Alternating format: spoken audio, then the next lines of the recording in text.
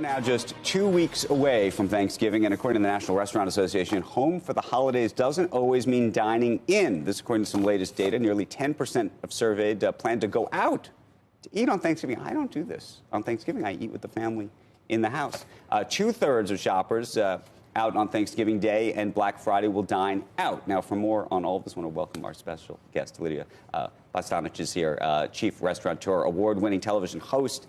Bastianich runs a food empire with her children, Tanya and Joseph. Joseph's been on the show before. I don't know, has Tanya been with us on the show? I don't know. There's a new book out for Lidia, Recipes from My Flagship Restaurant. Lidia, thank you for joining us. Thank you, Andrew. Pleasure being here. Buongiorno a tutti. Hold on. Yes. Yes.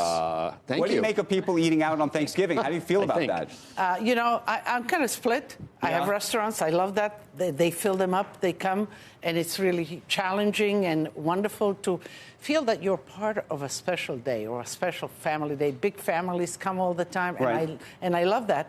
And on the other hand... But you want people cooking in their home, right? Yeah, but I'm looking at all there's plenty of people out there. These goods here. Yeah, there's plenty of people. Is this, where can we get all this at Italy, right? You can get it at Italy. You can get it at all major stores, ShopRite, whatever the stores. It's in the stores. It's on the web. It's whatever.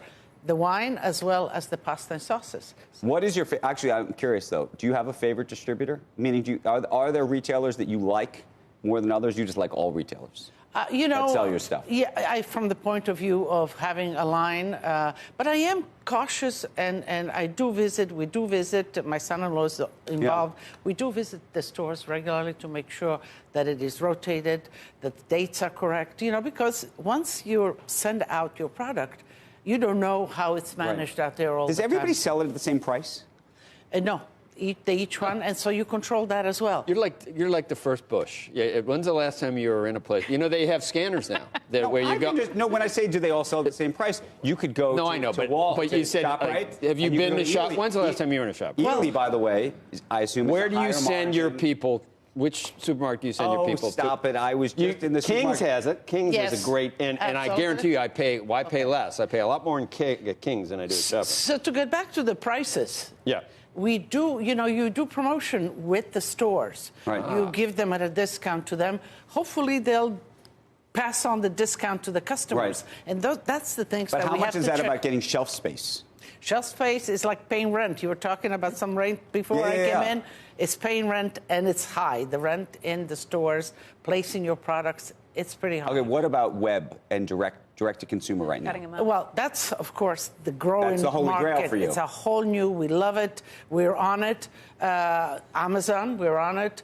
You are, and you like Amazon. Because some people have misgivings about being on Amazon. Well, you see, this is a product that I can control. So for me, it's very important that I'm truthful to my guests, to my customers, in the sense of quality, and what I put out there reflects my philosophy of good food at the right price for the people. So that's important to me very much, and we control that to some extent. It's packaged. It's all that. We put it out there. Now, how they sell it out there, I hope that they do justice, that they deliver it on time, that it's packaged properly so it doesn't break, and so on. But what's the Amazon worry always is that, would you like to have a more direct-to-consumer relationship with the customer? But that also costs sometimes more because you have to acquire that customer in a different way. It does. You're absolutely right. And you can't deny the exposure of a company such as Amazon, certainly. Right. But I do appreciate very much that direct contact with the customer, and that's partly, I think, my longevity in the business, because I think earning the respect of your guest and your customers, they will keep on buying and coming back. Right. And that means really being conscious about the product, the value, the quality, and the taste, of course. Do you do a lot on social media now? We do. How much of that is your business? We do. Well, social media to promote, to market, we do that. We do a lot of organic ourselves within each unit. Each restaurant does their own, so that the chefs, the personalities behind it, get involved. Right. And that is very important for the guests to connect with somebody that will be in the restaurant when they come.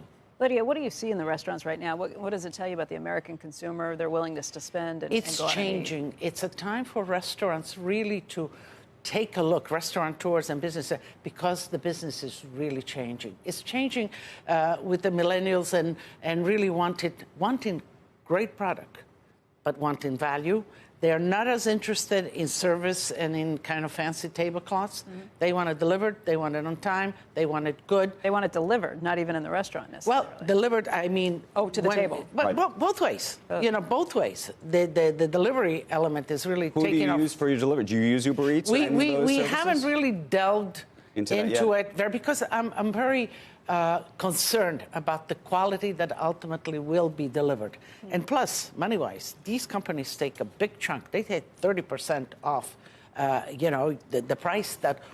How do they do? They take it from me, and they increase the price. So my visibility out there to the customer may be, oh, it's not worth it, it's too expensive, and whatever. And it shows up cold. But we started our business in the restaurants, and that's where our core business is. And the communication. What are you doing to address these changes that you see in the population's taste for restaurants at this point? Well, as a restaurateur, you have to be very cautious and attentive, and you have to be within the move. You have to sort of be almost ahead. And as chefs, we do set the pace, if you will. We do kind of innovate going ahead. What is the quality of the food? So in each restaurant, for example, the longevity of Lidia, whose book we have here, is 38 years. And that's almost unheard in the restaurant industry. So, you might ask why? Why?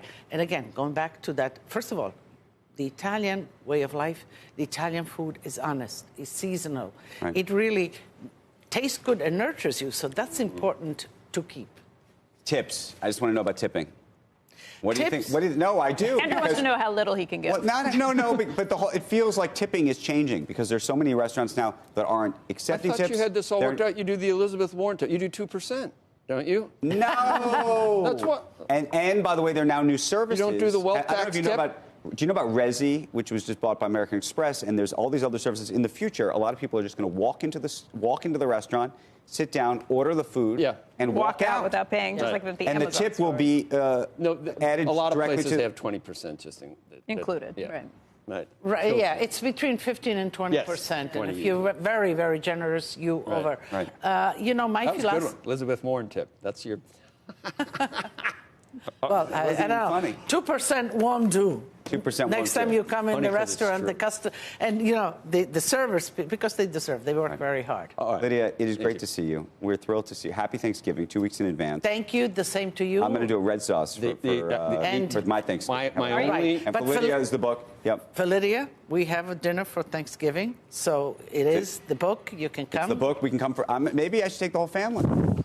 You should. You I'm really call should, you. because we have. I now know somebody. We have a delicious. I can get a reservation, maybe. Delicious, and Turkey is not so Italian, but we have. And here's the thing, Andrew. You saw the hoopla about if you're woke. Skip Thanksgiving, save the planet. You've seen that. Don't visit relatives. Don't use turkey. It's a huge deal this year. Check out the Huffington Post. Check out it was entitled, "You may want to consider skipping turkey altogether," and more importantly, the travel. It was called "The Environmental Impact of Your Thanksgiving Dinner" in the HuffPost. Seriously, if you are woke, you're going to skip Thanksgiving completely. I'm woke to the woke. Oh, no. I'm not kidding. Huffington Post, huge piece. Because I'm an immigrant. I came here at 12 years old. So whenever we do the holidays, if it's Easter or Christmas, we do it Italian style. Yeah. But Thanksgiving is the one opportunity that I and my family have to celebrate and to thank America. So, we look forward to it in the restaurants and at home.